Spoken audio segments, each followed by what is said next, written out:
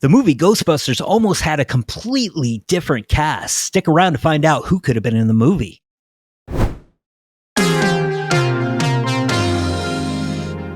Dan Akroyd originally wrote Ghostbusters to star him and his best friend John Belushi. The premise of the movie was to be ghostbusting in space. Unfortunately, John Belushi passed away, so Akroyd scrapped those plans and changed them into scientists who work for a university or a college in New York and traveled around the 5 boroughs and spoke to every schizophrenic they find in order to capture a ghost.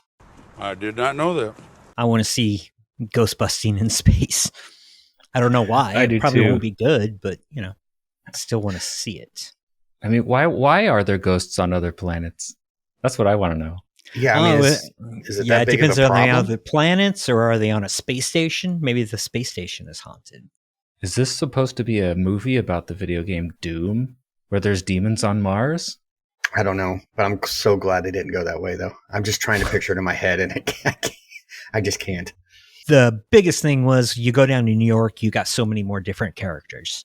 You got Dana, you got Janine, you got Lewis, you got the doorman, you got Walter Peck, you got the mayor. Up in space, maybe a couple astronauts.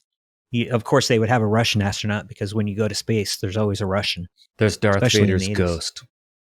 Force ghosts. Yes, Ghostbusters versus the Force ghosts.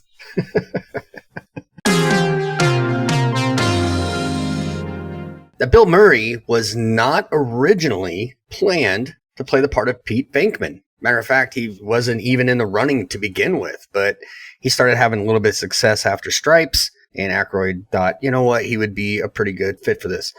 Other actors in line to play the role of Dr. Peter Venkman include Michael Keaton, Chevy Chase, Tom Hanks, Robin Williams, and Steve Guttenberg.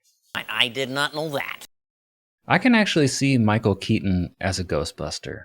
I mean, it's hard to imagine anyone else but Bill Murray, but I mean, technically this was the movie that totally made him. Bill Murray was popular because of SNL, and he did have success with Stripes, but it was this movie that, that's the first time I saw him as a kid. I didn't know who Bill Murray was before this movie. So, this was his star-making role that made him who he is today. And it was a perfect role for him. So, it worked out well. How could Akroyd not give it to him after the Aunt Jemima treatment scene? What?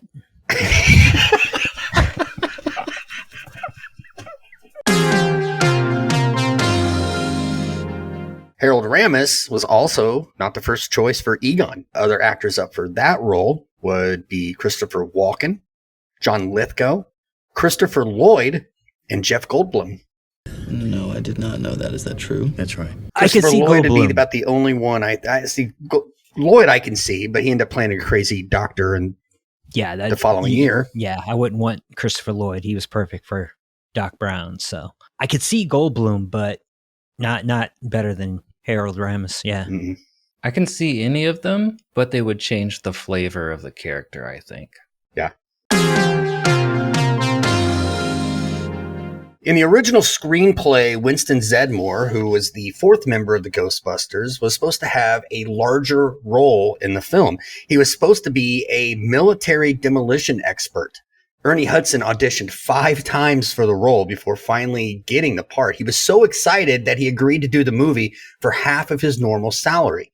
Then he found out that they cut a lot of his scenes to give Bill Murray more screen time. Others considered for this role would have been Eddie Murphy, who was probably the hottest star in the business at that time. He was doing SNL, 48 Hours, Trading Places, and was just about to do Beverly Hills Cop. Gregory Hines and Reginald Vell Johnson, who didn't get the role of Winston, but he was in the movie as the police officer who said this. Okay, Ghostbusters. The mayor wants to see you guys. The whole island's going crazy. Let's go. I honestly did not know that. I had heard about Eddie Murphy, and that would have changed the dynamic of the movie. Like I said, I believe, this was Bill Murray's star-making role. And if Eddie Murphy had been in the movie, it might have focused more around him. Definitely, Zedmore's character would have had a lot more lines, would have been more important. And it would have taken away from Bill Murray, not making him who he is today. So Eddie Murphy not doing this and taking Beverly Hills Cop, which was perfect for his career. He made the right choice there too, but that choice gave us the Bill Murray we have today. Gregory Hines, you could have added a dance number like Ghostbusters 2016. The character of Louis Tully was brilliantly played by comedian Rick Moranis. There is no better casting than that. However, it almost went to somebody else. It was originally supposed to go to another Canadian comedian who, like Rick Moranis, got his start on the Canadian TV show SCTV, and that's John Candy. But Candy told Ivan Reitman, I don't understand this character. I don't know what he's about. He wanted to portray him with a German accent and have several German Shepherd dogs. Ivan Reitman said, we already got too many dogs in this movie, so pass. So at the suggestion of Harold Ramis, who also worked with Rick Moranis on SCTV, Moranis was offered the role, and he accepted within 1 hour of reading the script. Moranis came up with a lot of Louis Tully's behaviors and ideas. For one, it was his idea for Louis to be an accountant. Also, the scene at Louis's party when he's running through, this is salmon from Nova Scotia, and I've got a acetaminophen metafluorate, whatever it's called, medicine. All of that was ad-libbed by Rick Moranis. I was not aware of that. That makes sense. He was great on SCTV too, so ad-libbing was his thing. And, John Candy made it anyhow because he was in the Ghostbusters music video. He did make it in the music video. Was he really? So was Chevy Chase. It's like they took all the actors who didn't get me. They probably, while they were auditioning, they're like, hey, real quick, can you just say who you're going to call? I'm going to put this up on the screen. Now, you said that John Candy wanted to talk in a German accent.